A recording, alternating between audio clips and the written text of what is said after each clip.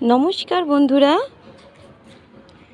দেখো আজকে আমি আমার সাদা জবা গাছটার ফুলগুলোর যে ভিডিও করছি তাতে তো সবগুলোই সাদা জবাই হয়েছে, দেখতে পাচ্ছ। কিন্তু এই জবা ফুলটায় দেখো সামান্য গোলাপি রং ধরেছে। কি দারুণ দেখতে লাগছে না? দেখো, একই গাছে দুরকম রঙের ফুল একটা ফুলের মধ্যেই।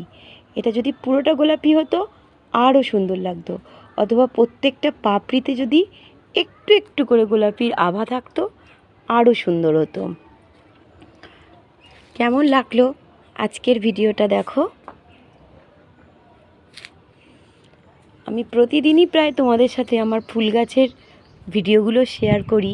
আমার খুব ভালো লাগে, আসলে আমি গাছ খুব ভালোবাসি তো, আর রান্না করতেও ভালোবাসি।